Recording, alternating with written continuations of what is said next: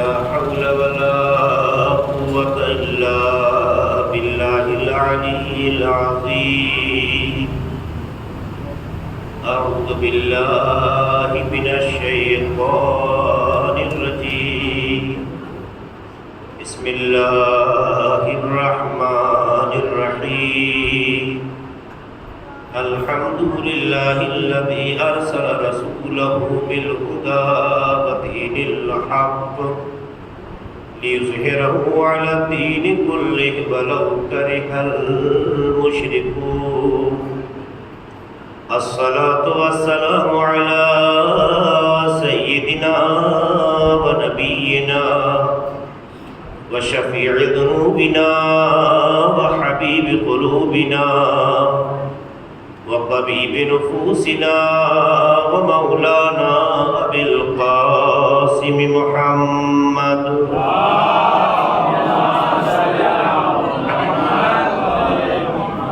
وعلى أهل بيت الطيبين الطاهرين المعصومين المظلومين الذين أذهب الله عنهم الرجس وطهرهم تطهيرا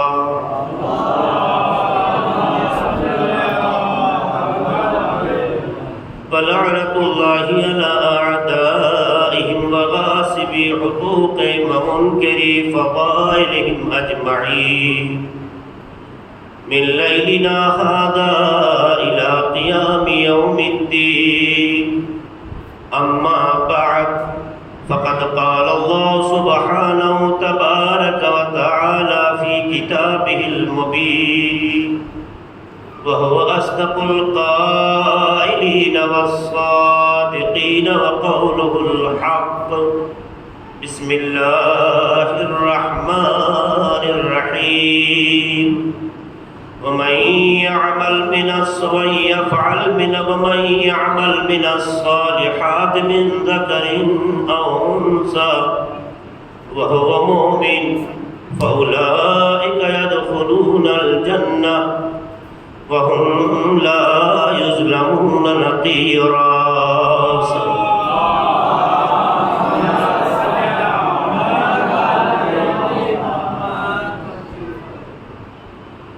اسلام میں عورتوں کی عظمت اور فضیلت کے حوالے سے کل ہماری گفتگو اس منزل تک پہنچے کہ اگر آپ تاریخ بشریت کا مطالعہ کریں تو آپ دیکھیں گے کہ دنیا میں عورت کو کس نگاہ سے دیکھا گیا.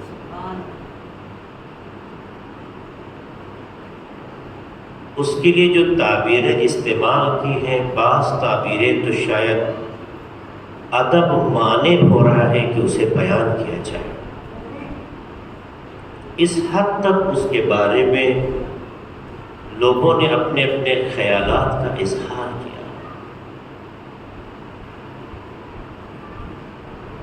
جس تہذیب کا ماضی عورتوں کو لے کر اتنا گھنونا رہا ہو، آج وہی عورتوں کا ہمدرد بن کے خود کو علمدار حقوق بشر سمجھتا ہے. یہودی اور جب عیسائی یہ نام دے کے دیکھا جاتا ہے، کہا جاتا ہے، تو کہیں نہ کہیں اس کو مذہب سے جوڑ کے دیکھا جاتا ہے. اور ان کی اس طرح کی خواتین کے بارے میں تعبیریں اس بات کی علامت ہیں کہ انہوں نے اپنے مذہب کی تعلیمات کو چھوڑ دیا ہے اور اپنے گھنونے خیالات کو ایک نیا نام دیا ہے. یہی وجہ ہے کہ انہوں نے جس انداز سے گفتگو کی، جس انداز سے لبگشائی کی، جس انداز سے توہین کی، عورت کا وجود ایسا لگتا ہے جیسے وہ انسانیت کے دائرے میں آتی ہی نہیں. کسی نے کہہ دیا تسکین کا ایک ذریعہ ہے، کسی نے کہہ دیا زندگی میں ایک کھلونا ہے، کسی نے کہہ دیا شیطان ہے، کسی نے کہہ دیا ایک وجود شر ہے، کسی نے کہہ دیا یہ ایک فتنہ ہے، کسی نے کہہ دیا جو زندگی میں درار ڈالے اور لوگوں میں ٹکراؤ پیدا کرے یہ ایسا وجود ہے، کسی نے اسے کہا کہ اس کی حیثیت صرف کنیز کی ہے، اسے کوئی حق سماج میں وہ نہیں حاصل ہے جو معاشرے میں ایک انسان پہ نام مرد حاصل تھا۔ عورت کو اس زمانے کے اعتبار سے کسی چیز کا مالک نہیں سمجھا جاتا تھا۔ جب ظاہر ان کا تصور اس کے لیے کنیز کا ہو گیا تو کنیز کسی چیز کی مالک نہیں ہوتی۔ اس کے بعد میراث سے محروم ہونا اس کے لیے کوئی تصور نہیں تھا، یہاں تک کہ جسے اپنی تمام خواہشات نفس کا اسیر بنا کر تسلی خاطر کے مراحل طے کیے گئے ہوں، اسے اپنی ہی عزت کے حفاظت کے لیے جب تک مٹی میں چھپا نہ دیا گیا انہیں اپنی عزت کا احساس نہیں ہوا۔ یعنی ایسا ماحول کہ اپنے ہی گود کے بچوں کو لوگ اس لیے مٹی میں چھپاتے تھے، لڑکے کو نہیں لڑکی کو، تاکہ انہیں معاشرے میں سوسائٹی میں عزت مل سکے۔ یعنی اس سماج میں عزت کا ذریعہ اپنی گود کی بچی کو اپنے ہاتھ سے دفن کرنے سے حاصل ہوتا تھا۔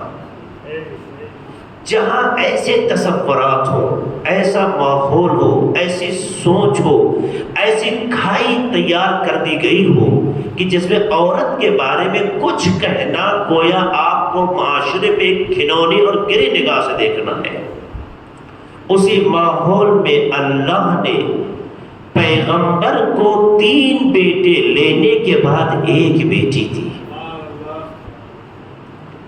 اور دنیا میں جو یہ تصور تھا جو کل میں نے اشارہ کیا کہ لڑکوں کا پیدا ہونا قبیلے کی شجاعت اور قبیلے کے وزن کی علامت سمجھا گیا، یا لڑکے کا ہونا وارث ہونے کی علامت سمجھا گیا، اسی نگاہ سے دنیا نے دیکھا۔ پروردگار نے ایسے ماحول میں اپنے نبی کو بھی 3 بیٹے دیے، ایک نہیں 3، اور پھر تینوں کو لے لیا، اور پھر پروردگار نے 3 بیٹے لینے کے بعد جو پیغمبر کی تسکین روح کی خاطر وسیلہ عطا کیا اسے بیٹی کہتے ہیں۔ خدا نے ایک فکر دی جسے امام صادق علیہ السلام بھی بیان کرتے ہیں۔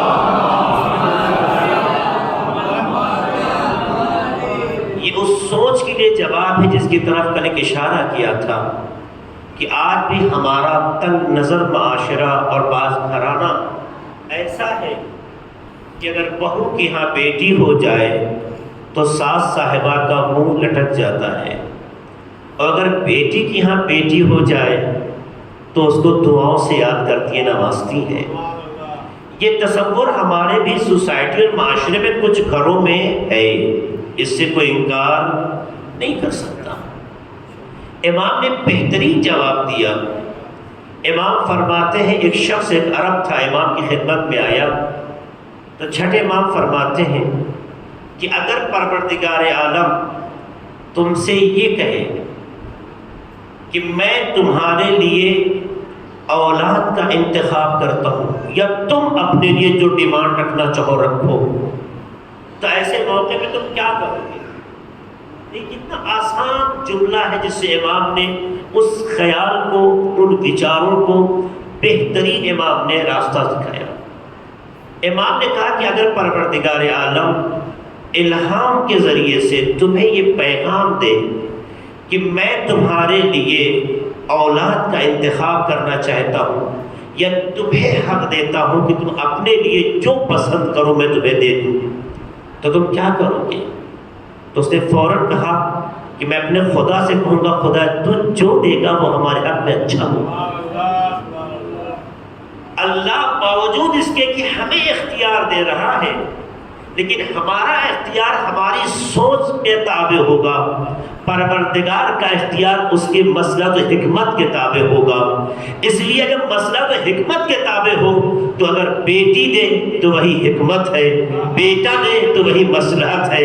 تو جب خدا کسی کو بیٹا اور بیٹی دینے میں اپنی مصلحت اور حکمت کا انتخاب کرتا ہے تو کیوں نہیں ہمارا معاشرہ اپنے پروردگار پہ بھروسہ کر کے یقین کر لیتا ہے کہ ہمیں جو اللہ نے دیا یہی ہمارے حق میں بہتر ہے، کیونکہ خدا جو بہتر ہے وہ دیتا ہے، جو ابتر ہے وہ عطا نہیں کرتا۔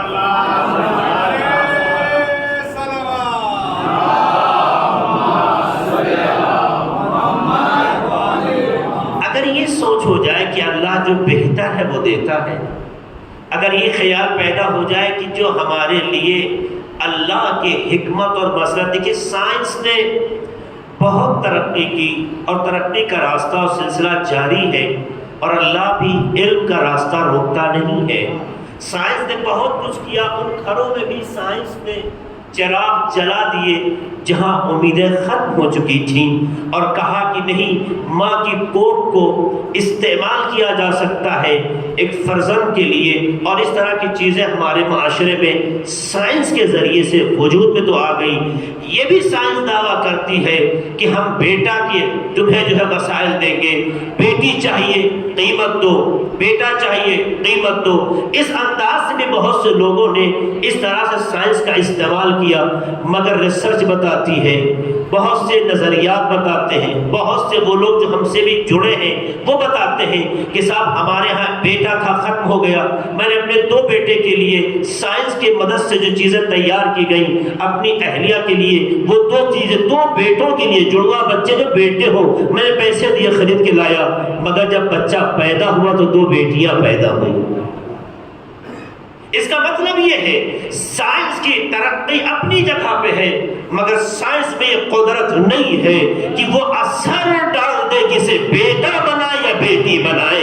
یہ حسن انتخاب پروردگار کا ہے۔ تو عزیزوں، ناز کرنے کا مقام ہے کہ پروردگار عالم کی نگاہ ہم جیسے گنہگاروں کی طرف ہے۔ بیٹا دے تو بھی اس کی حکمت سمجھنا چاہیے، بیٹی دے تب بھی اس کی حکمت سمجھنا چاہیے۔ یہ دینے والا بہتر سمجھتا ہے کہ دیا کیا جائے۔ اسی لیے امام نے بہت سادے لفظوں میں اس عرب انسان سے کہا کہ اگر پروردگار یہ حق کا انتخاب تمہیں دے دے تو تم کیا کرو گے؟ تو اس نے پلٹ کے کہا کہ میں اپنے خدا سے کہوں گا خدا تو جو بہتر سمجھے تو عطا کر۔ یہ کہنا خود جواب کو حاصل کر لینا ہے۔ اس کا مطلب یہ ہے کہ اگر یہ اطمینان ہے کہ ہمارا خدا حکیم ہے، یہ اطمینان ہے کہ ہمارا خدا ہر چیز سے بلند و بالا ہے، یہ اطمینان ہے کہ خدا ہمارے حق میں اچھا سوچتا ہے، تو کیوں نہیں اس کی عطا پر ہم سجدے شکر بجا لا کے کہتے نہیں کہ خدایا تو نے جو کچھ ہمیں دیا ہے یہ تیرا انتخاب ہے اور تیرا انتخاب کبھی غلط نہیں ہوتا۔ ہم نے دیکھا آخری نبی کو اللہ نے 3 بیٹے دے کر 3 بیٹے دے کے واپس لیا، 1 بیٹی دی، مگر اس 1 بیٹی میں وہ تمام کمالات عطا کر دیے کہ اگر 10 بیٹے ہوتے تو وہ اثر نہیں ہوتا جو ایک بیٹی کے ذریعے پیغمبر کو ملا۔ نسل کی بھی وارث بن گئی، شجاعت کے بھی مظاہرے دیکھنے کو ملے۔ اگر باپ کی عبادتوں پہ کبھی مکے کی سرزمین پہ توہین کی گئی تو جناب فاطمہ زہرا نے اس کا مقابلہ کر کے دندان شکن جواب دیا ہے۔ ایسی بیٹی دی جس نے بیٹوں کی بھی کمیاں پوری کر دی، اور اس معاشرے میں جہاں بیٹیوں کو دفن کرنا عزت سمجھا جاتا تھا، اپنی عزت کی خاطر اپنی بیٹی کو دفن کر کے لوگ عزت کما رہے تھے، وہی سید الانبیاء نے اپنی بیٹی کی حفاظت کر کے اپنی عزت کو دوبارہ کر دیا اور یہ بتایا جو زندگی میں کمال پیدا کر سکتی ہے وہ بیٹی ہے۔ صلی اللہ علیہ محمد علی محمد پر۔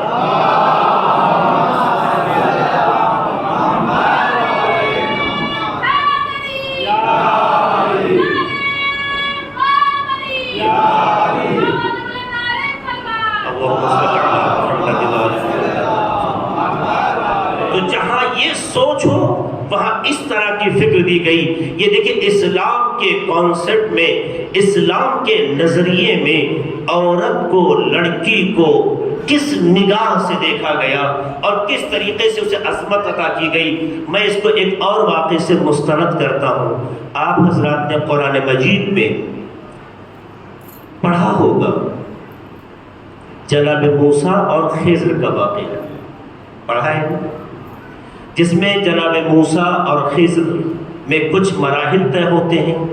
ایک مرحلے پر ایک چھوٹا سا بچہ تھا جس کے لیے تعبیر غلام آئی ہے، ایک بچہ تھا، اسے جناب خضر نے قتل کر دیا، جناب موسیٰ کو برداشت نہیں ہوا۔ یہ سارے داستان آپ کو یاد ہے؟ کیا کہا تھا جناب خضر نے؟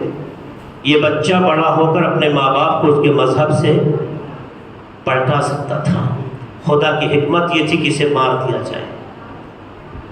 تاریخ لکھتی ہے اسی واقعے کے ضمن میں، روایت کہتی ہے اللہ نے اس بچے کے ماں باپ کو اس بچے کے مارے جانے کے بعد جو اس کی بھرپائی اللہ کی جانب سے ہوئی ہے، کیونکہ اللہ کا نبی ہے جس نے قتل کیا ہے، اللہ نے ان ماں باپ کی تسلی کے لیے جو چیز ادا کی اسے بیٹی کہتے ہیں۔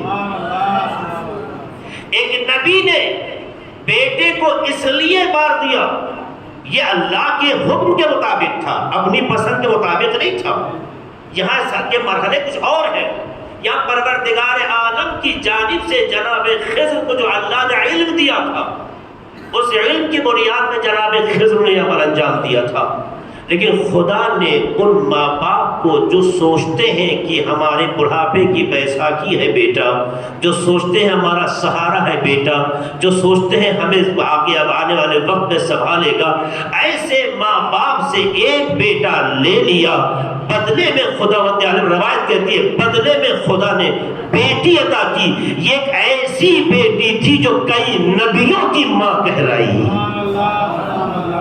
اللہ نے ایک بیٹا ضرور لیا لیکن بدلے میں بیٹی دی جو کئی نبیوں کی ماں کہلائی۔ تو پتا چلا کہ یہ پروردگار بہتر جانتا ہے کہ کس کے ذریعے سے کس میں کمال عطا کیا جائے۔ اس لیے اسلام نے بیٹی کے بارے میں، عورت کے بارے میں جو کانسیپٹ دیا وہ یہ کہ دنیا اسے حقیر سمجھتی ہے، ذلیل سمجھتی ہے، بے اثر سمجھتی ہے، زندگی کا حصہ نہیں بناتی ہے، گری نگاہوں سے دیکھتی ہے۔ مگر اسلام نے آگے بتایا جو زندگی میں عزت پیدا کرتی ہے، جو زندگی میں کمال پیدا کرتی ہے، جو ماں باپ کے لیے عزت کا ذریعہ بنتی ہے، جو انسان کے پہچان کا ذریعہ بنتی ہے، اور جو رشتوں کو استحکام عطا کرنے کا وسیلہ بنتی ہے، اسے بیٹی کہتے ہیں۔ اور اس طریقے سے اسلام نے پھر مراحل طے کیے، چھوڑا نہیں حالات میں، سب کے لیے حقوق طے کر دیے، کسے کیا کرنا ہے، کسے کیسے رہنا، اور بتایا اسے ہلکے مت لینا، میری نگاہ میں اس کی بڑی حیثیت ہے۔ ہر انسان کی دو حیثیت ہے۔ آپ نے بھی سنا یہ سورہ نساء کی آیت نمبر 124 جس کا میں نے انتخاب کیا آپ کے سامنے۔ اس سورہ کا نام کیا ہے؟ سورہ نساء۔ نساء کا مطلب کیا ہوتا ہے؟ عورتیں۔ نساء عورت کو کہتے ہیں۔ اسلام نے عورت کو اس تقدس کی نگاہ سے دیکھا۔ ہم نے قرآن میں کوئی سورہ رجال نہیں دیکھا پر سورہ نساء دیکھا۔ اس کا مطلب ہے کہ یہ صرف نگاہ قدرت میں ایک خاص اہمیت کی حامل ہے۔ اس میں خصوصیتیں ہیں جو آنے والے وقت میں آپ کے سامنے ہم رکھیں گے۔ کیا ہے آیت میں؟ وَمَن يَعْمَلْ مِنَ الصَّالِحَاتِ، وَمَن يَعْمَلْ جس نے عمل کیا کچھ نیک، من الصالحات جس نے بھی کچھ نیک عمل انجام دیا، وَهُوَ مُؤْمِنٌ اس کے بیچ میں کیا کہا؟ من ذکر اور انثى، عمل انجام دینے والا چاہے مرد ہو یا عورت ہو۔ غور کریں آپ۔ اچھا یہ بھی یہ رک کے کہہ دوں، قرآن مجید کے بڑے سوروں میں سے ایک سورہ سورہ نساء، اور قرآن کے شروع میں ہی یہ سورہ ہے جو قرآن کی ترتیب ظاہر ہوئی ہے اس کے شروع میں ہی سورہ نساء آتا ہے، بڑے سوروں میں سے ایک ہے۔ اس کے علاوہ 10 اور سورے ہیں کہ جس میں عورتوں کے بارے میں خصوصی گفتگو ہوئی ہے۔ تو قرآن مجید نے خواتین کو جو سماج ذلیل اور حقیر سمجھتا تھا اسے عظمت عطا کی اور اپنی آیتوں کا حصہ بنا دیا، آیتوں کا حصہ بنا کے اس کی فضیلتوں کو محفوظ کر دیا۔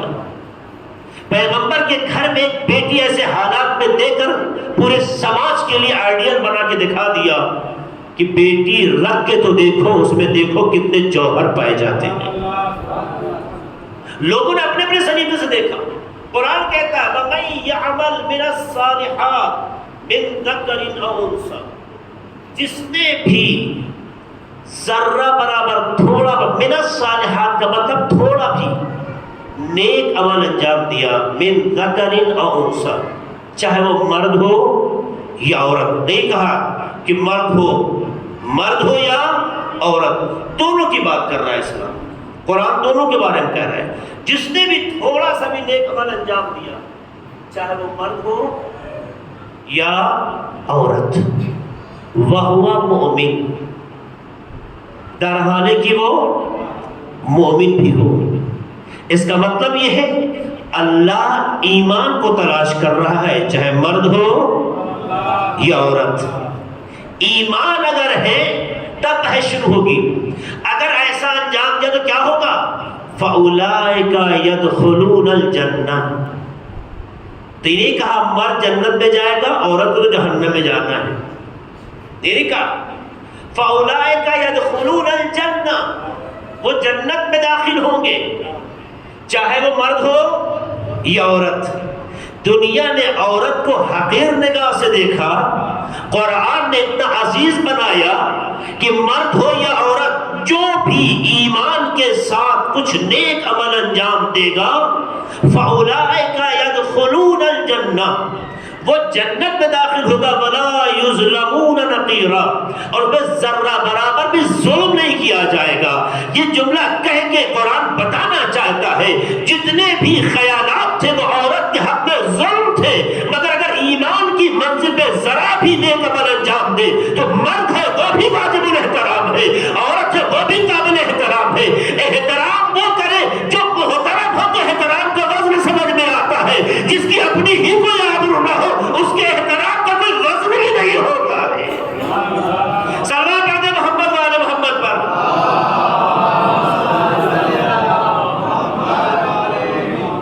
کتنا واضح لفظوں میں کہ عورت ہو چاہے مرد، ہم آپ تو صبح شام لڑتے ہیں جنت کے لیے، جنت مل جائے، جنت مل جائے، کتنے کتنے شعر، یہاں تک کہ جنت ملنے کے لیے ہم تو منکر و نکیر یا مبشر و بشیر جو قبر میں آتے ہیں، شعراء کی جسارتوں نے اتنا آگے بڑھ کے ان کو جو ہے جیسے ہوتا ہے کوئی فٹ پاتھ والا آ گیا بیچارہ غریب، اور مولا علی آئیں گے ڈنڈا لے کے مگائیں گے، تم سے کچھ پوچھیں کہ علی علی پوچھیں گے کہ اللہ علی پوچھیں گے کہ علی علی، ہم بھی خوش ہو گئے۔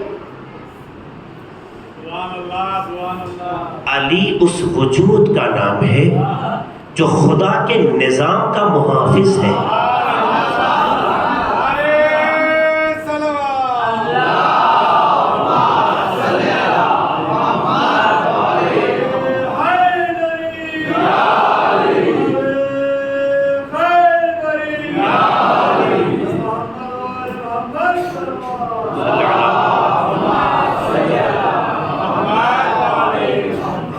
جس علی سے ہم اور آپ عقیدت اور عقیدہ اور مودت رکھتے ہیں وہ علی محافظ نظام الہی ہے۔ اللہ کا یہ نظام ہے کہ قبر میں فرشتہ جائے گا، تو جب قبر میں فرشتہ جائے گا تو کیا مولا علی اللہ کے نظام کو آگے توڑ دے گا؟ ایک سوال کرتا ہوں، خود بھی پوچھے کہنا علی ہے نا، شعر آپ نے سنے ہوں گے، ایسا لگتا ہے کہ یہ ہمارا اپنا ماحول ہے کہ جیسے چاہا ہم نے کر لیا۔ روایت میں یہ ہے علی علیہ السلام ہر کسی کی قبر میں آتے ہیں، کچھ کی قبر میں آنا علی کا بشارت ہوتا ہے، کچھ میں آنا علی کے لیے، علی کا آنا دوسروں کے لیے عذاب ہوتا ہے۔ علی کا آنا اللہ کا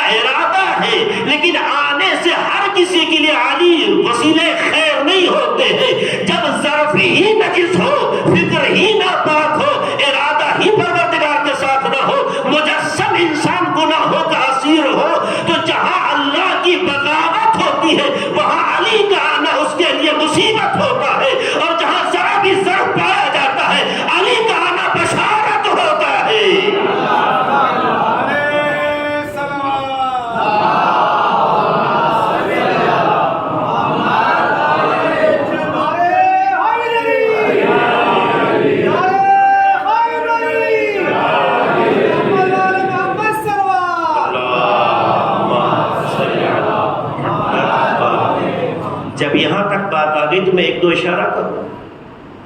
آپ یہ نہ سوچیں کہ جہاں ہمارا مولا ہے وہاں اطراف میں ہر چیزیں، مولا کا وجود خیر ہے، خود مولا کا وجود خیر ہے، لیکن یہ خیر ہر کسی کو ملے اس کے لیے ظرفیت کا ہونا شرط ہے.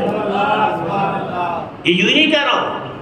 آپ دیکھیے آگ کا کام جلانا ہے نا، جناب ابراہیم کو جلا سکی؟ آگ ہے مگر جلا نہیں سکی.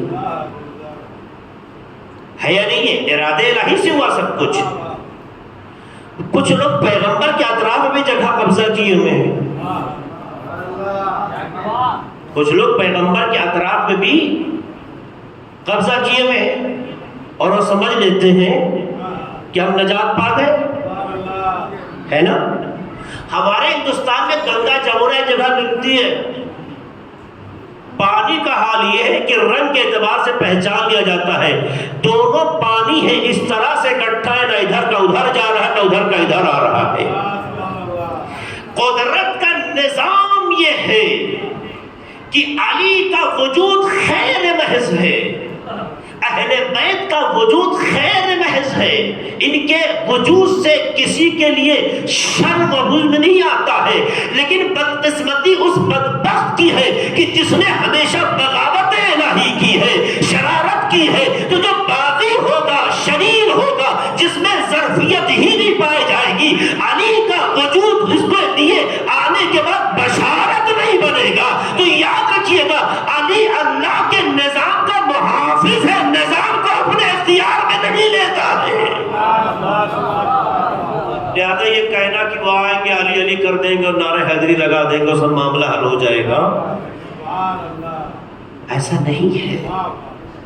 ایسے ہوتا تو اہل بیت ہمیں سکھا کے جاتے کہ مرنے کے بعد تلقین نہیں، بخالی علی علی علی کرو، پھر تو تلقین کی حکمت بھی ختم ہو جائے گی. یہ تلقین کیا ہوتا ہے؟ تلقین کہتے ہیں یاد دلانے کو، یاد دہانے کو. تلقین القاء سے ہے، یاد دہانا، یاد دہانی کرنا. تو تلقین کیوں پڑھائی جاتی ہے؟ اس کا مطلب یہ ہے کہ ہم شاید سمجھنے میں غلطی کر رہے ہیں.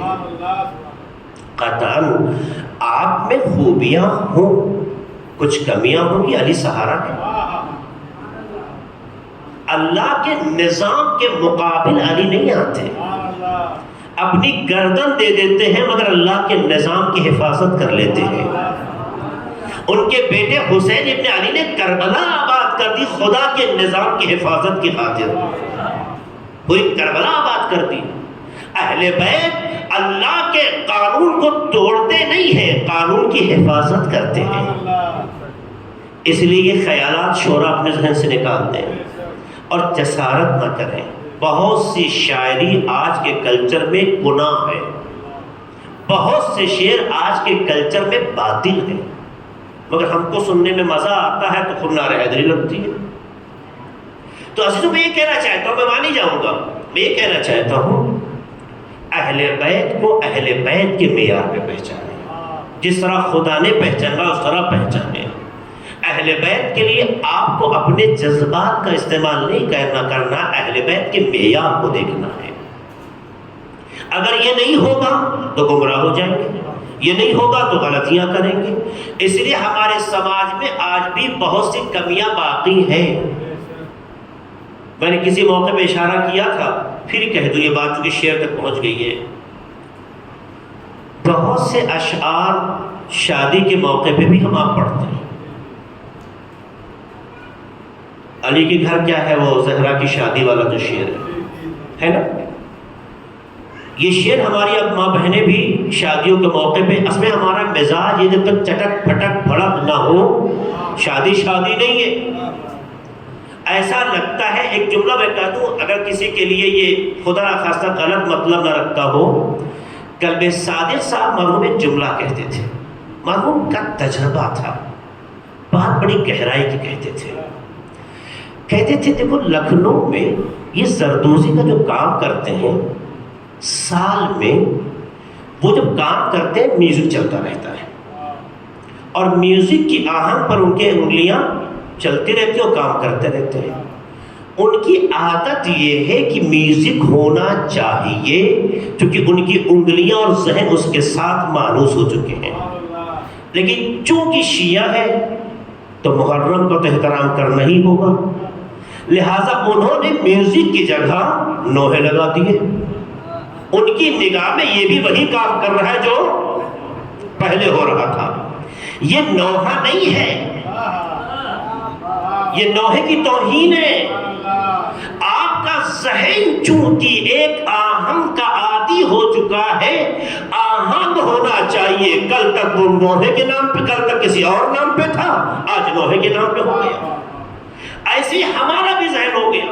شادی و بیاہ کے موقع پر چونکہ کچھ ایسا ہونا چاہیے کہ لگے شادی، شور شرابہ ہونا چاہیے، تو اب ڈھولک تو ڈھول بجا نہیں سکتے، تبل بجا نہیں سکتے، تو علی کے گھر زہرا کی شادی، اس طرح کے اشعار جو ہمیں ملے، عورتوں نے وہی پڑھنا شروع کر دیا۔ ایک بار بھی یہ نہیں سوچا اس شعر میں کفریات ہیں، اس شعر میں لغویات ہیں، سب غلط نہیں ہے شعر، اس میں بہت سے شعر ایسے ہیں جو اہل بیت کی توہین ہے۔ معصوم علیہ السلام کی طرف آپ ایسی نسبت نہیں دے سکتے ہیں جو حقیقت میں نہ ہوئی ہو۔ اور اگر کوئی روزے کی حالت میں اس طرح کے اشعار پڑھ دے تو روزہ باطل ہے قانون یا نہیں؟ تو ہمیں چاہیے کہ شعر کو پہلے کسی اتھینٹک پرسن سے اسے چیک کروا لیں، اس کے بعد اپنے جذبات کا مظاہرہ کریں۔ ایسا نہ ہو خوشیاں ہماری ہو کے رہ جائے، اہل بیت شامل نہ ہو سکے۔ صلوات پڑھ دیں محمد آل محمد پر۔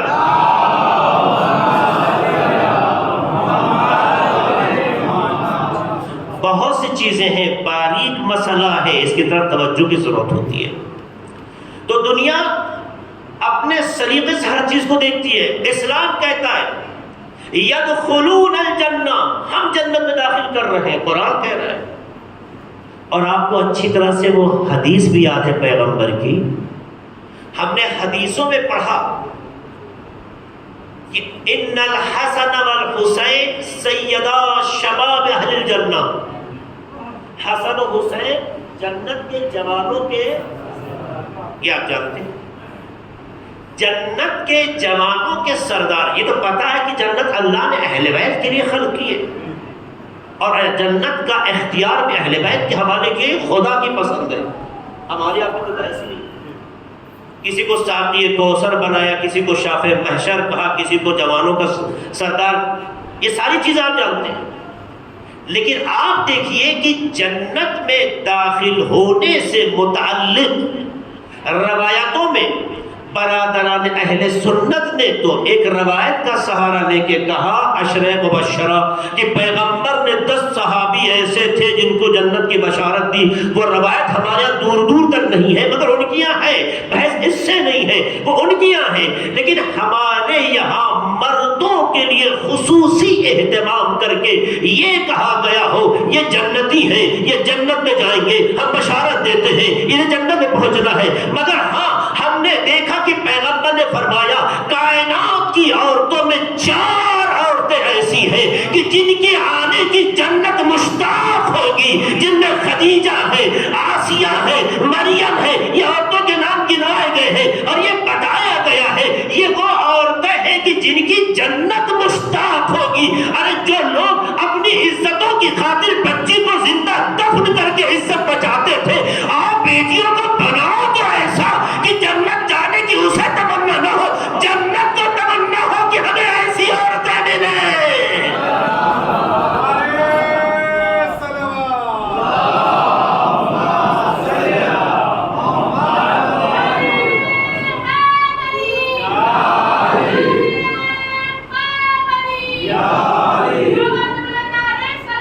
اللہم صلی علی محمد۔ پڑھایا آپ نے جناب خدیجہ، جناب فاطمہ، جناب مریم، جناب آسیہ بنت مزاحم۔ آسیہ بنت مزاحم کس کی بیوی ہے؟ فرعون کی۔ فرعون کی۔ اگر دنیا بیوی کو شوہر کی نگاہ سے پہچانے، دنیا ایسی ہے، اگر دنیا دیکھیے اس سے ایک سوچ ہے، ایک اسلام کی فکر جس میں اشارہ کرنا چاہتا ہوں. اگر دنیا کی جو نظر ہے عورت، جو شادی شدہ عورت ہے اسے دیکھنے کی، فلاں کی بیوی ہے اس لیے اگر رسپیکٹ کریں گے تو چونکہ فلاں کی ہے اس لیے رسپیکٹ ہونا چاہیے، اگر فلاں کی ہے تو توہین ہونی چاہیے یا عزت نہیں ہونی چاہیے، یہ تصور عام دنیا میں دیکھا جاتا ہے. یعنی عورتوں کا ہمارے سماج میں اپنا ذاتی اعتبار یا ہوتا نہیں ہے یا بہت کم ہوتا ہے. عام طور سے شوہروں سے جوڑ کے دیکھا جاتا ہے. اگر شوہر محترم ہو، معزز ہو، اس کی ایک شان ہو، اس کی ایک عظمت ہو، تو بیوی چاہے کسی دیہات کی ہو، چاہے انکلچرڈ ہو، چاہے وہ بیک ورڈ ہو، چاہے کچھ پڑھی لکھی نہ ہو، لیکن اگر اس پرسنالٹی کی بیوی ہو گئی ہے تو اسے بھی اسی عزت کی نگاہ سے دیکھا جاتا ہے جو شوہر کی عزت ہوتی ہے. اگر شوہر اس منزل پہ نہ ہو تو بیوی کو اس نگاہ سے نہیں دیکھا جاتا ہے. اس کا مطلب یہ ہے دنیا اتنی تنگ نظر ہے، عورت کے وجود کو آج بھی اس نگاہ سے نہیں دیکھتی ہے کہ جو اس میں استقلال پایا جائے، مگر یہ قرآن کی تربیت ہے کہ جس میں جو کمال پایا جاتا ہے اسی نگاہ سے دیکھا جاتا ہے. اے آسیہ، اگر تمہاری شادی فرعون سے ہو گئی ہے تو جہاں فرعون جہنمی ہے، جہاں فرعون باغی ہے، جہاں فرعون مخالف ہے، ہم تمہیں سزا اس لیے نہیں دیں گے کہ تم فرعون کی بیوی ہو، بلکہ تمہارے اندر جو ایمان پایا جاتا ہے، جو ظرفیت پائی جاتی ہے، جو کمال پایا جاتا ہے، ہماری نگاہ میں اس بلندی پر ہے. فرعون جہنم میں جائے گا مگر تم جنت کی وہ خاتون ہوگی جس کی جنت مشتاق ہے.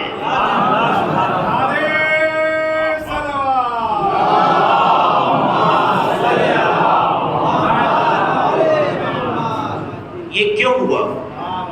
قرآن مجید کی آیت پڑھیے.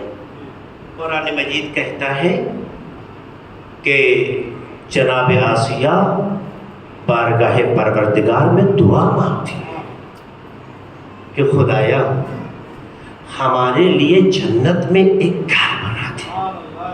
دعا کرتی ہے ہمارے لیے، وَابْنِ لِي بَيْتًا فِي الْجَنَّةِ، خدایا میرے لیے جنت میں گھر بنا دے. اور اپنی سوچ، اپنے خیالات، اپنے ایمان کو بارگاہ خدا میں رکھتی ہیں. یہ بتانا چاہتی ہیں بیوی ضرور ان کے ہاں ہے جو شادی ہوئی ہے. شادی ہونے سے نہ کسی کا اعتبار بڑھتا ہے نہ گھٹتا ہے. اس کی اپنی ذاتی حیثیت بہت اہمیت رکھتی ہے. اسلام بتانا چاہتا ہے دنیا شادی کرنے کے بعد شوہر سے بیوی کو پہچانتی ہے، لیکن ہمارا مذہب اسلام بتانا چاہتا ہے نہیں، اگر اس میں اپنی خود ذاتی صلاحیت و کمال پایا جاتا ہے تو ایسا نہیں ہے کہ شوہر سے پہچانی جائے، بلکہ جو اس میں استقلالی حیثیت پائی جاتی ہے اسے ہم قائم رکھیں گے. ہے بیوی، شوہر جہنمی ہو سکتا ہے، بیوی جنتی بن سکتی ہے. کلیئر کر دیا. ورنہ ہمارے کیا ہوتا ہے؟ ہمارے یہاں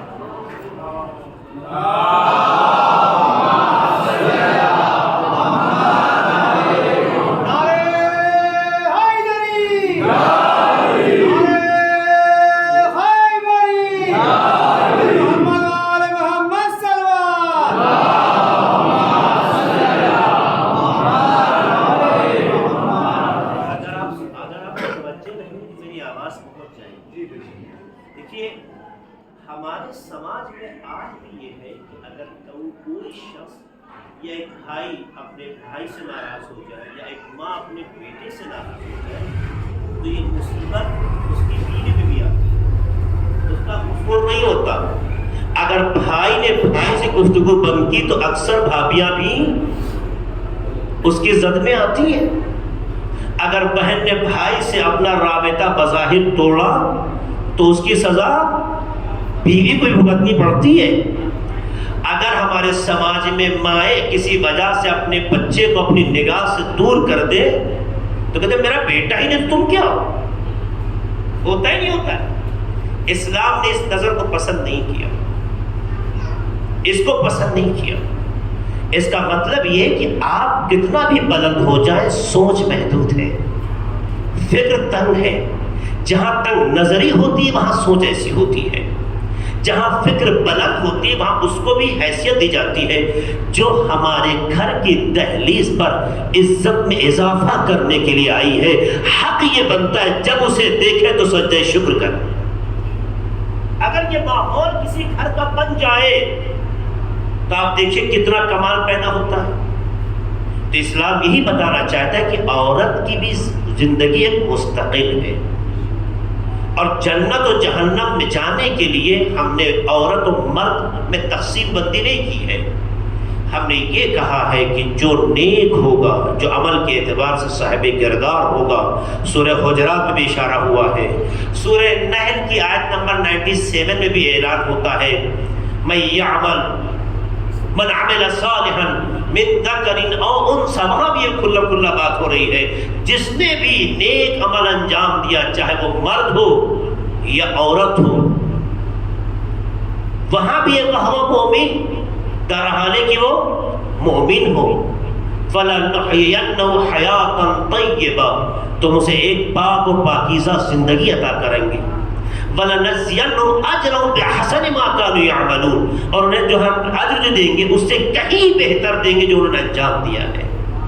تو اللہ نے اس آیت میں بھی عورت و مرد میں کسی کو ایک دوسرے پر فوقیت نہیں دی.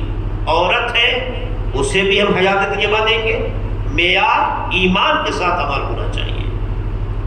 اچھا، ایمان کی قید اس لیے لگائی جاتی ہے کہ عمل کوئی بھی ہو بغیر ایمان کے نہیں ہوتا.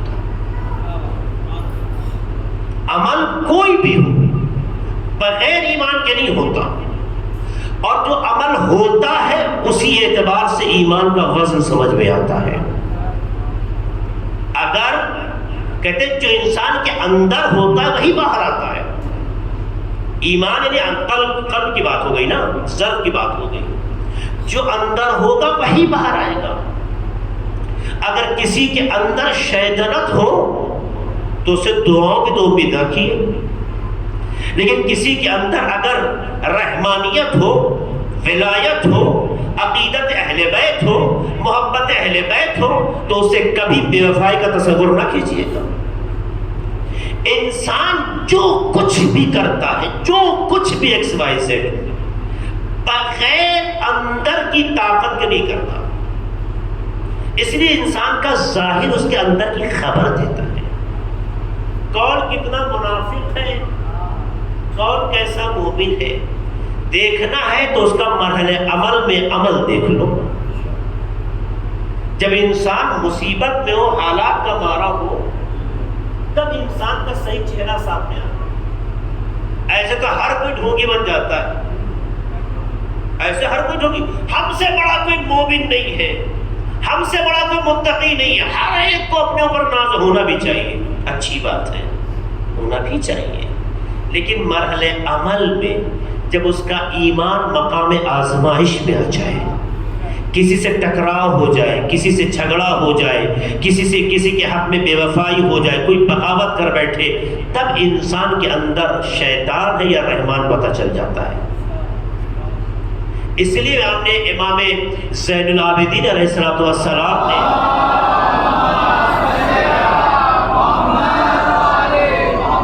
چوتھے امام نے جو ایمان کی 5 علامتیں بتائی، ان میں سے کیا ہے؟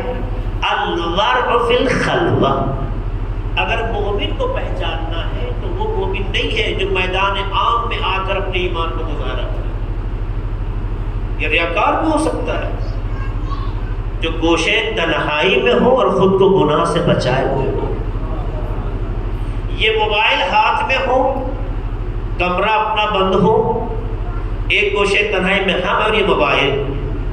آپ کا دل کس چیز کو دیکھنے کی طرف مائل ہوتا ہے وہ آپ کے اندر کے ایمان کی خبر دیتا ہے. جہاں کوئی نہیں ہے، صرف آپ ہے اور آپ کا خدا ہے، آپ کے ہاتھ میں موبائل ہے. امام فرماتے ہیں مومن وہ نہیں ہے جو فرش عذاب میں سب سے پہلے آ کے بیٹھ جائے.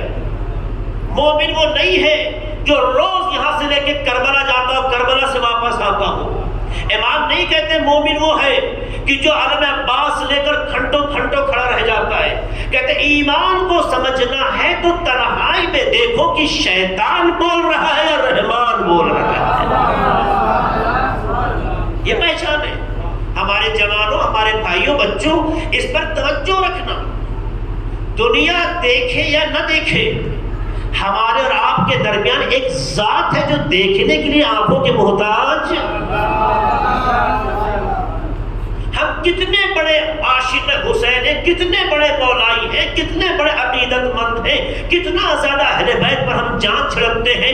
ہماری بیٹیاں بھی توجہ رکھیں. آپ جب کوشے تنہائی میں تنہا ہو، موبائل کی ایک دنیا آپ کے ہاتھ میں ہے، آپ کے جذبات کدھر جا رہے ہیں یہ اس بات کا مظاہرہ کریں گے کہ آپ کے اندر کیا ہے.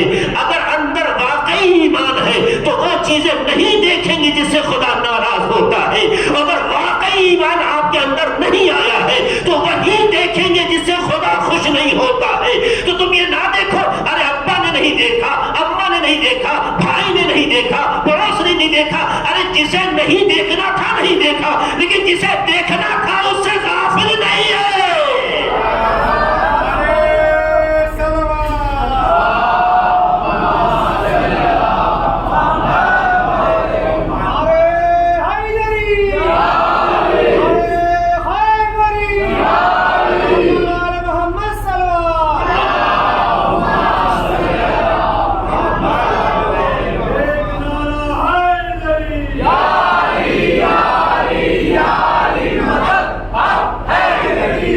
میرے جوانوں، آپ میں بہت خوبیاں ہیں، یقین مانیے واقعاً آپ میں خوبیاں ہیں.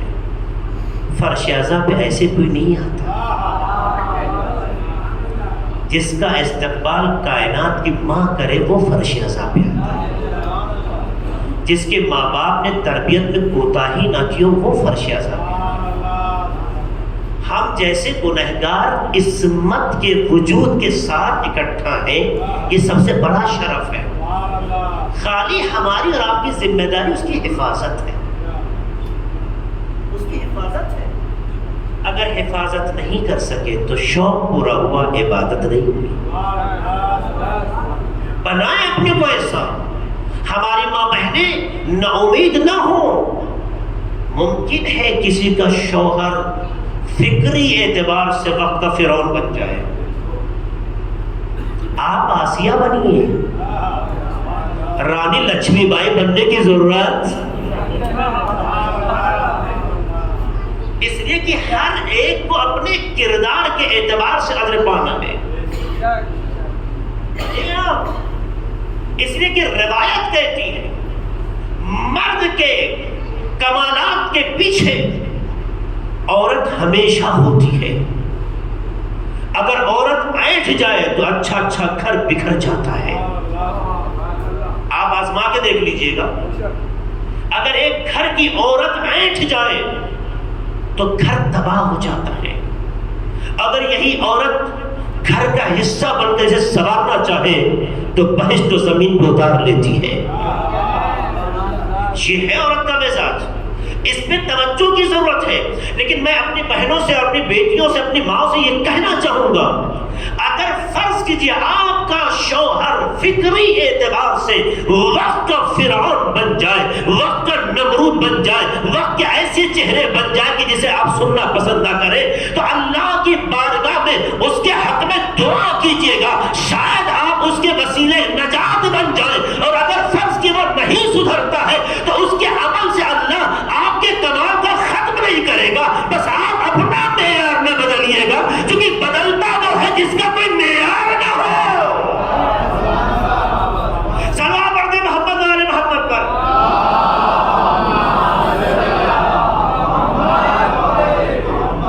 میں بہت اچھا واقعہ سنانا چاہ رہا تھا، اب ٹائم نہیں بچا ہے.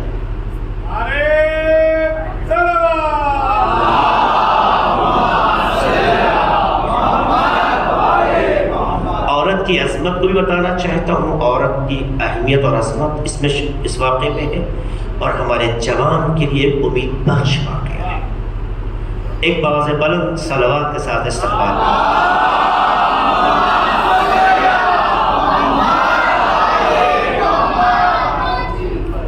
یہ واقعہ ایران سے ریلیٹڈ ہے. جو لکھا گیا کہ ایک جوان تھا. ہوتا ہے جوان معمولاً دوستوں کی سنگت میں بگڑ جاتے ہیں. سدھر بھی جاتے ہیں لیکن معمولاً بگڑ جاتے ہیں. جیسا دوست ہوتا ہے ویسا جوان ہو جاتا ہے، عام طور سے ایسا ہوتا ہے. ایسے ایک گھر کا واقعہ ہے. ایک جوان ایک گھر کا بگڑ گیا. جب بگڑ گیا تو نشے کا عادی ہو گیا، اور جب نشے کا انسان عادی ہو جائے تو عقل اپنے کام کو کرنا بند کر دیتی ہے، پھر نفس غالب ہو جاتا ہے. نتیجے میں وہ اس حد تک پہنچ گیا کہ اپنی ماں کے اوپر بھی ہاتھ اٹھا دیتا تھا.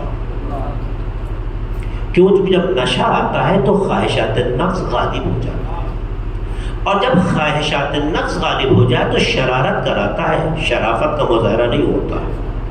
اس لیے ہمارے جوان بہت ہوشیار ہیں. اس لیے دوست بنانے کا بھی اسلام میں معیار ہے. کبھی موضوع دوست نہ تو سنیے گا.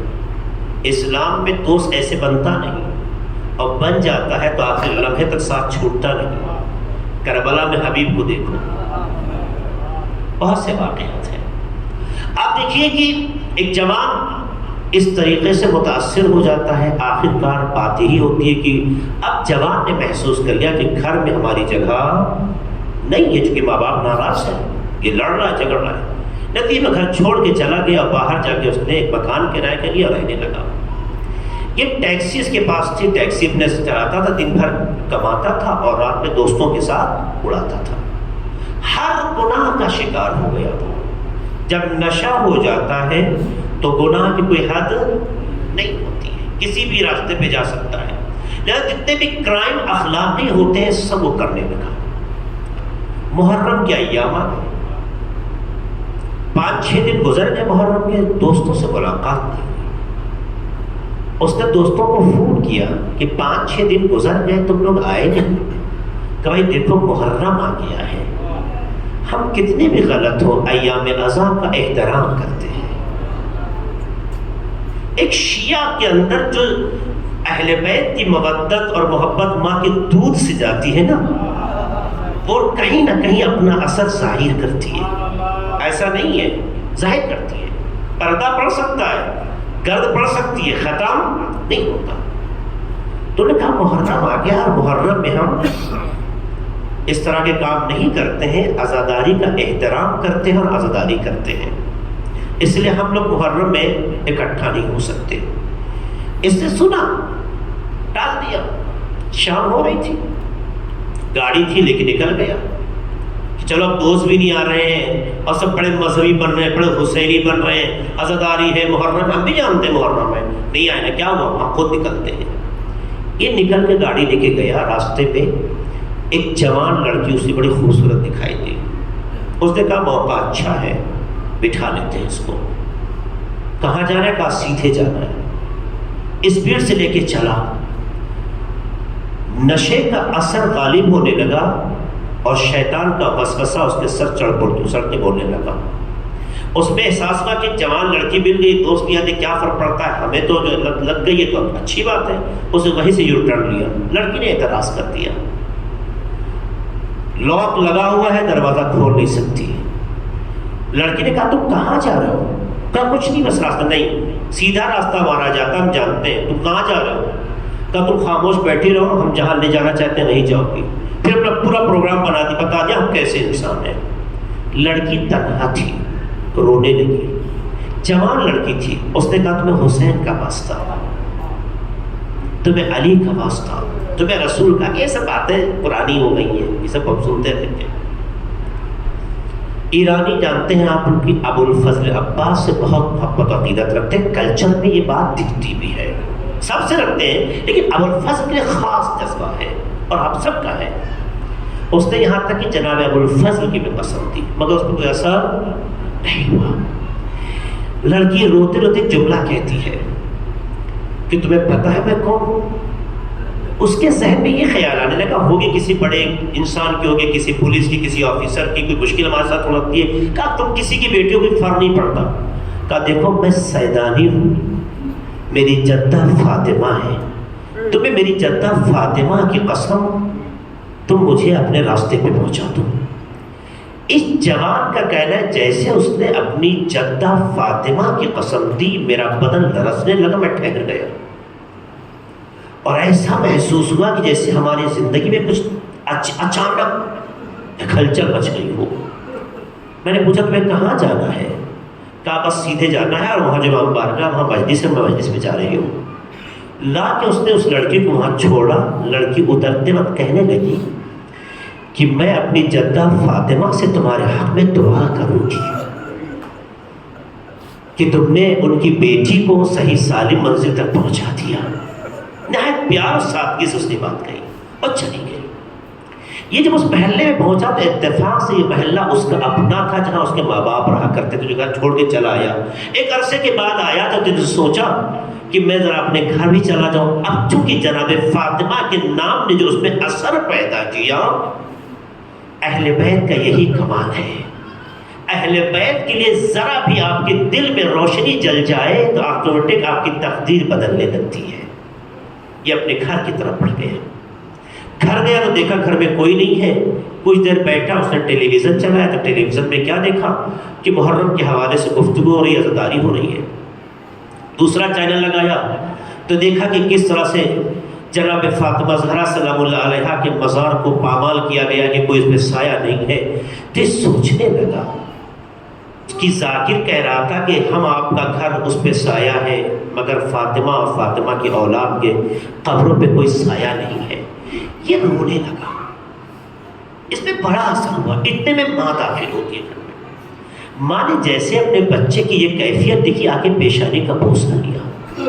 بچہ روتا ہوا ماں کے پیر پہ گر گیا۔ بچہ روتا ماں کے پیر پہ گر گیا۔ مادر گرامی میں نے بڑی جسارت دی کہ مجھے معاف کر دیجیے۔ کہا میرے لال، اپنے آنسوؤں کے وزن کو سمجھو، یہاں آنسو نہ گراؤ، جاؤ امام بارگاہ میں، جب تمہارا دل رونے کو کہے تو امام حسین کی مظلومیت پہ گریا کرو، اہل بیت کی مظلومیت پہ گریا کرو۔ یہ لڑکا اٹھ کے آ گیا امام بارگاہ میں۔ جیسے امام بارگاہ میں آیا تو ہر کوئی تعجب سے دیکھ رہا تھا، یہ کون پھٹکا ہوا ہے؟ بتایا کہ یہ لڑکا کیسا تھا، نشہ کرتا تھا۔ یہ لڑکا آیا، آگے گوشی بیٹھ کے بہت رو رہا تھا، اور اس کے بعد جب مجلس ختم ہوئی لوگوں کی چپلیں صحیح کرنے لگا، وہی خدمت کرنے لگا، وہاں کا خادم بن گیا۔ لوگوں کو پانی پلانا، چائے پلانا، لوگوں کی چپلوں کو صحیح کرنا، لوگوں کا بڑا کے استقبال۔ ایک فاطمہ کے نام نے، ایک خاتون کے نام نے ایسا انقلاب پیدا کر دیا تھا کہ ہر کوئی تعجب سے دیکھ رہا تھا، مجلسوں میں بڑھ چڑھ کے حصہ لیتا تھا۔ کچھ دنوں کے بعد ایک قافلہ کربلا جانے لگا۔ قافلے کا قافلہ سالار مسجد کا متولی یا مسجد کی کمیٹی کا پریزیڈنٹ تھا۔ اس نے دیکھا کہ ہمارا ایک جوان جو ہم سب کا سپورٹ کرتا راستے میں وہ بیمار ہو گیا اور نہیں جا سکتا، تو کسے بلائے؟ اسی جوان کو بلایا۔ کچھ دن ابھی گزرے تھے۔ اس نے کہا کہ ایک جوان کی مجھے ضرورت تھی، چونکہ جو میرے ساتھ جوان تھا وہ اب نہیں جا سکتا ہے، تو کیا تم میرے ساتھ کربلا جاؤ گے؟ اس کے دل نے جیسے یہ احساس کیا رونے لگا۔ کہا فاطمہ آپ کتنی باعظمت ہیں، ابھی چند دن ہوئے ہیں آپ کے بیٹے کے دروازے پہ آیا ہوں، آپ ہمیں زیارت کے لیے بلا رہی ہے۔ یہ سوچ کے رونے لگا، وہ رونے لگا اور اس نے کہا ضرور چلیں گے۔ یہ اس کو لے گئے کربلا گئے۔ اس نے بہت خدمت کی اس قافلے کی جس میں خدمت کی غرض سے گیا تھا۔ کچھ مہینے گزرتے ہی لوگوں نے حج کا ارادہ کیا۔ حج پہ جانے کے لیے لوگوں نے یہ کہا کہ ہمارا قافلہ جب ہی آگے جائے گا جب اس قافلے میں خادم کی جگہ، خدمت کی جگہ اس جوان کو رکھا جائے۔ بس جب لوگوں نے یہ شرط رکھی، اس نے سوچنا شروع کر دیا فاطمہ آپ کتنی مہربان ہے، آپ کتنی مہربان ہیں، ابھی کچھ دن پہلے اپنے بیٹے کی زیارت کر رہی، اب ہمیں بقی اپنی زیارت کے لیے بلا رہی ہے۔ اگر دل اہل بیت سے جڑ جائے نا تو اہل بیت راستے فراہم کرتے، کہتے ہیں اہل بیت کی طرف ایک قدم آگے بڑھاؤ، اہل بیت 10 قدم تمہاری طرف بڑھاتے ہیں۔ یہ چلا جاتا ہے اور جانے کے بعد سنیے گا ذرا، جانے کے بعد ہماری ماں بہنیں بھی سنیں ایک عورت، ایک خاتون کی عظمت کیا ہے، اور ایک جوان کے لیے سیدہ سلام اللہ علیہا اس بچی کی خاطر آپ سنیے گا عزادارو، ایک مرتبہ یہ جب واپس وہاں سے آ جاتے ہیں یہ لوگ حج کے سفر سے، کچھ دنوں کے بعد 4-6 مہینے اور گزر گئے، کہتے ایک تاجر رہتا تھا اسی علاقے میں، اس کی ایک بیٹی تھی، اس کو دیکھا کہ اتنا خدمت کر رہا ہے، اتنا نیک ہو گیا ہے، سب کچھ بدل گیا ہے، اس جیسا ہمارے معاشرے میں آج جوان نظر نہیں آتا، اتنا اچھا ہی لڑکا ہو گیا ہے۔ تو اس کے ماں باپ کے پاس گئے کہ اپنی بیٹی کا ہم رشتہ چاہتے ہیں۔ اس کے باپ نے صریحی طور پہ کہا کہ بھیا آپ کو میرا بیٹا معلوم ہے 4 مہینے پہلے کیسا تھا، کچھ مہینے پہلے کیسا تھا، میں اپنی بیٹی کی ضمانت نہیں لے سکتا، اگر آپ کو صحیح لگتا تو بسم اللہ۔ اٹھے یہاں سے، اس کا لڑکی کا باپ اٹھا اور اس جوان کے پاس آیا کہ میں چاہتا ہوں کہ اپنی بیٹی کی شادی تم سے کروں، مگر ایک شرط ہے۔ کہا کیا؟ کہا جس طرح سے تم حسین کے خادم ہو کبھی بدلو گے نہیں۔ اس نے کہا میں نے عہد کیا ہے امام کی زری کے سامنے کہ مولا اگر ہماری زندگی میں کبھی ایسے لمحات دستک دے بھی تو ہماری زندگی کا آخری دن ہو۔ بات ہو گئی، کہا تو ٹھیک ہے بیٹا کل ہمارے گھر رشتہ لے کے آنا۔ میں پہنچا گیا، آپ کو لے کے مسائل کی طرف آ گیا۔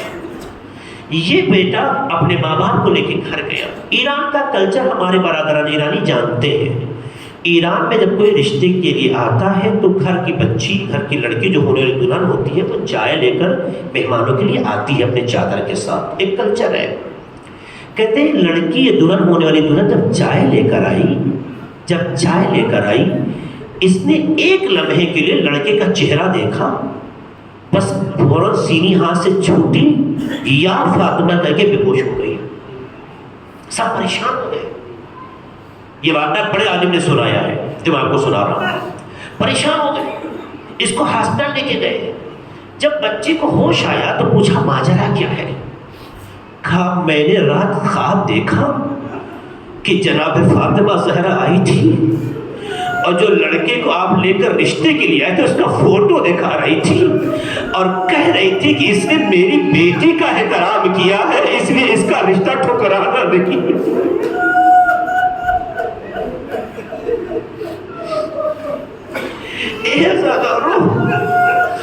کائنات کی ماں کتنا مہربان ہے، فوٹو دکھا کے کہتی ہے اس نے میری بیٹی کا احترام رکھا ہے، اس کا رشتہ تو ٹھکرانا نہیں۔ جب میں نے نگاہ کی ان کے چہرے کی طرف تو دیکھا یہ وہی تھے جسے فاطمہ نے رات فوٹو کی شکل میں دیکھا۔ عزادارو اہل بیت آپ کے ساتھ اتنا قریب ہے، کتنا لوگوں کی مدد کرتے ہیں، کتنا لوگوں کے لیے سہارا بنتے ہیں، دنیا سے ظاہری طور پر رخصت ہونے کے بعد بھی اس دنیا سے کتنا سپورٹ کرتے ہیں۔ جو فاطمہ ہمارے معاشرے کے جوانوں کے لیے اتنا جذبہ رکھے، ہائے کربلا میں اس کے بیٹے کو کتنے بے سے شہید کیا،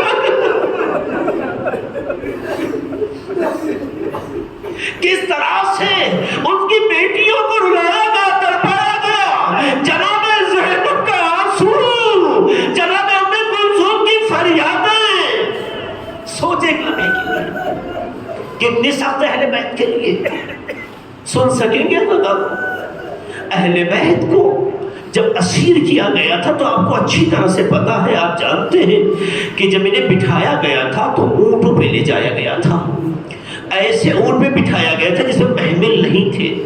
محمل اونٹ پہ اس لیے رکھا جاتا تھا کہ کچھ لوگ اکٹھا ہو کے بیٹھ سکیں، کیونکہ اونٹ کی پیٹھ ایسی ہوتی ہے جس میں کوہاں اٹھی ہوئی ایک چیز ہوتی، برآمدگی ہوتی ہے کہ جب وہ چلتا ہے تو پوری پیٹھ اس کی ہلتی ہے، کھنچتی ہے، اس لیے بیٹھنے والا سنبھل نہیں پاتا، اس لیے محمل کا سہارا لینا پڑتا ہے، اور کوہاں جو اٹھا حصہ اسی کے سہارے محمل لگائی جاتی ہے۔ اے عزادارو، اہل حرم کو، اولاد فاطمہ کو جب کربلا سے اسیر بنایا گیا تو آپ نے اچھی طرح سے سنا ہے کہ انہیں بے کجاوا اونٹوں پہ بٹھایا گیا تھا، محملیں نہیں تھی۔ جب محملیں نہ ہو تو ایک اونٹ کی پیٹھ میں کئی لوگ نہیں بیٹھ سکتے، کیونکہ محمل نہیں ہے تو اونٹ کے چلنے سے آدمی سلپ کر سکتا ہے، پھسل سکتا ہے۔ اور اس حالت میں تو اور برا حال ہوتا ہے کہ جب ہاتھ جو سہارے کے لیے ہوتے ہیں پس گردن باندھ دیے گئے، ہاتھ پس گردن باندھ دیے گئے ہو، اور اس کے اوپر اور ستم یہ ہو جائے کہ ایک رسن میں 12 گلے رکھے گئے ہو۔ ظاہر ہے کہ جس اونٹ پر کجاوا نہ ہو 2 آدمی 3 آدمی سے زیادہ مشکل سے بیٹھ سکتے ہیں، لیکن 12 لوگ تو کبھی نہیں بیٹھ سکتے۔ اس کا مطلب یہ ہے 12 لوگ کئی اونٹوں پہ تقسیم ہو کے بیٹھے ہوئے ہیں، مگر سب کے گردن میں ایک رسی لگی ہوئی ہے۔ سوچو عزادارو، ہاتھ بندھے ہوئے ہیں، ایک رسن میں 12 گلے ہیں، ہر آن اونٹ کے چلنے سے پھسلنے کے چانسز ہیں، اور اونٹ جب چلتا ہے پوری پیٹھ اس کی ہلتی ہے۔ زمین کربلا سے گزرتے وقت زمین کی سطح برابر نہیں تھی، اونچی نیچی تھی۔ یہی وجہ تھی جب یہ اونٹ چلے پشت شتر ہلی، یہ رسی تننا شروع ہو گئی۔ عزاداروں، تنی ہوئی رسیوں کو ہاتھوں سے تو روکا جا سکتا ہے، لیکن اگر ہاتھ پسے گردن بندھے ہو، یہی وجہ تھی۔ اگر ماں کے سامنے بچوں کے گردن میں پھندا لگتا تھا اور بچے تڑپ تڑپ کے مر جاتے، جو فاطمہ زہرا علیہ السلام اتنی مہربان ہو، ان کے گھر کے بچے اس بے رحمانہ انداز سے شہید ہو رہا ہو۔ بعض روایتوں تاریخ میں 50 سے 54 بچوں کا تذکرہ ملتا ہے عرب کے اسیری پر، لیکن جب شام میں پہنچے تو صرف 5ویں بار جناب سکینہ کا تذکرہ ملتا ہے۔ ارے جو زائر گئے ہیں کربلا سے شام کے راستوں میں دیکھیں گے جگہ جگہ قبریں بنی ہیں۔ محققین کہتے تھے ارے یہ انہی بچوں کی ہے جو رسیاں کھنچ جانے سے شہید ہو جاتے تھے۔ جب ماں کے سامنے ارے کوئی بچہ تڑپ کے مرتا رہا ہوگا، سوچو خواتین پہ کیا گزر جاتی رہی ہوگی۔ ارے ام کلثوم و جناب زینب پہ کیا حال ہوتا رہا ہوگا۔ اس انداز سے یہ قافلہ چلا، اس انداز سے یہ قافلہ چلا، بڑی اذیتیں ہوئی ہیں۔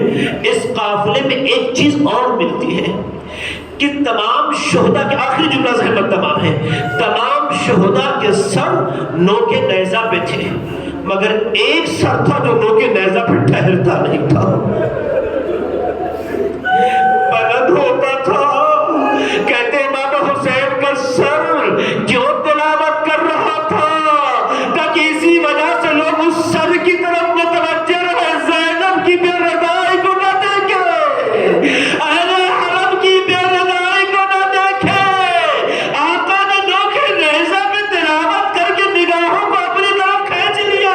عزاداروں، لمحہ فکریہ ہے، مگر جناب عباس کا سر نوکے نیزہ پہ نہیں ٹھہرتا تھا، جب بھی رشتیاں بلند کرتے تھے گر جاتا تھا۔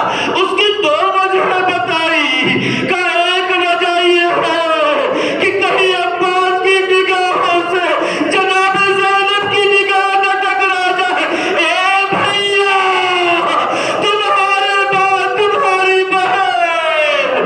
اور دوسری وجہ یہ تھی کہ کہیں سکینہ چچا کو دیکھ کے یہ فریاد نہ کرے، اے چچا جب سے آپ گئے ہیں کسی نے رحم نہیں کھایا، تماچے مارے گئے، اے چچا آپ چلے آتے ہمیں پانی نہیں چاہیے۔ اِنَّا لِلَّهِ وَإِنَّا إِلَيْهِ رَاجِعُونَ۔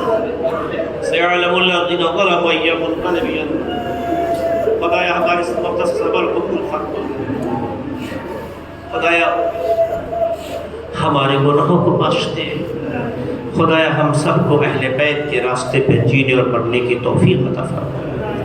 خدایا ہم سب کے دلوں میں جو ایمان کی روشنی ہے اسے حقیقی اور واقعی روشنی بنا کے رکھ۔ خدایا ہمارے بزرگوں کا سایہ ہمارے سروں پہ قائم، خدایا جو ہمارے درمیان سے گزر گئے ہیں انہیں رحمت و مغفرت میں جگہ عطا فرما۔ خدایا تجھے واسطہ مطلب جو بھی بیمار ہو، جن لوگوں نے دعاؤں کے لیے کہا ہے، ہمارے بھی گھر کی بھتیجی جو نظام الدین سے آتی تھی اس کے ساتھ بھی آج ایک حادثہ ہو گیا ہاسپٹلائز ہے، اور بھی جن لوگوں نے دعا کے لیے کہا، ان تمام لوگوں کے لیے حق میں مل جل کے دعا کریے خدایا بحق محمد الحمد تمام بیماروں کو شفائے کامل و عاجل عطا فرما۔ خدایا جن جن کے لوگوں کے دلوں میں جو جذبہ ہے، جو تمنا ہے، شاید نہ کہہ سکے ہو یا نہ پہنچا سکے ہو، خدایا اگر ان کی مرادیں ان کے حق میں مسلک پذیر ہے تو شرف قبولیت عطا فرما۔ خدایا ہمارے جوانوں کی حفاظت فرما۔ خدایا اہل بیت کے سوا یہ کسی در کے غلام نہ بنے۔ خدایا تجھے واسطہ محمد علی محمد کا ہمارے تمام علماء